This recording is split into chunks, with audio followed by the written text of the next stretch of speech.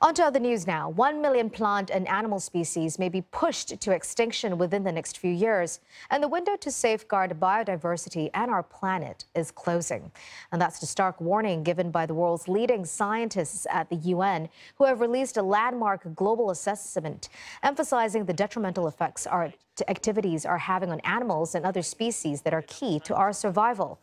Forests, oceans, and other parts of nature soak up 60% of global fossil fuel emissions every year, while coral reefs and mangrove ecosystems have declined dramatically to less than 15% of what they were 300 years ago. But all's not lost, the report says. It's not too late to make a difference.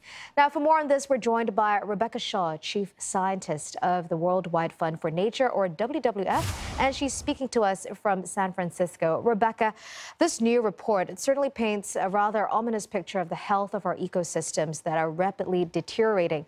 So if we look at the current state of affairs right now, is the reversal of the state of these ecosystems even possible? It absolutely is. And I think the most important thing about this report is that it is not only pinpointing the problem, but it's pointing the direction to a whole range of solutions that can be put in place in the next decade or so that can put us on a trajectory for sustainability. I think once you identify the problem, you're half the way there to actually making a difference and actually doing something very different. So I think the problem then is that this is a rather vicious cycle, because as humanity demands more food, energy, housing, and other resources, we're also undermining our own food security and long-term prospects. So how can we get out of this conundrum, Rebecca? The report is really the most comprehensive report, looking at not only the decline of species on the globe, but also the decline of ecosystems, the forests that soak up the carbon dioxide from the air, the wetlands that filter water and create clean drinking water, and of course the coral reefs, which supply an abundance of fish.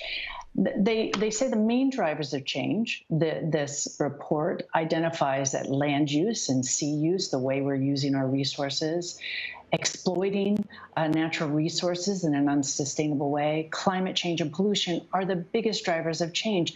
And the really important thing is that we actually know and know how to solve the problem. We know how to solve these things. We're just not doing it, and we're not doing it at the scale we need to do it, and we're not doing it fast enough. So I think with the right kind of policies put in place at the UN that provide the right kind of incentives for countries, and countries putting policies in place, we can actually, in a coordinated fashion, get ourselves out of the mess and make sure that we get ourselves out of the trouble we're in today.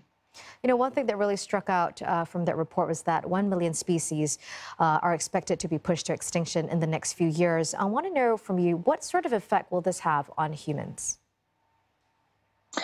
Well, I think the important thing to remember is that sometimes when we hear about species extinction, we think, well, is my life really going to change if this one species goes extinct far across the planet?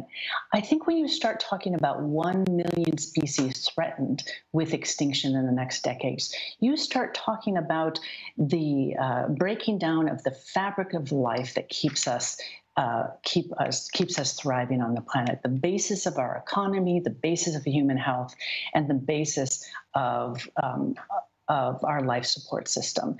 So again, think about intact forests made of many, many, many species you never think about that could be lost, that could keep the forest from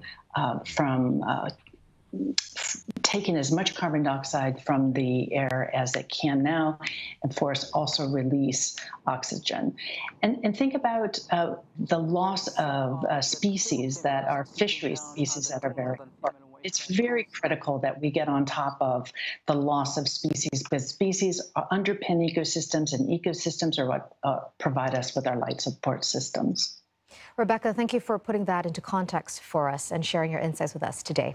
We've been speaking to Rebecca Shaw, the Chief Scientist of the WWF.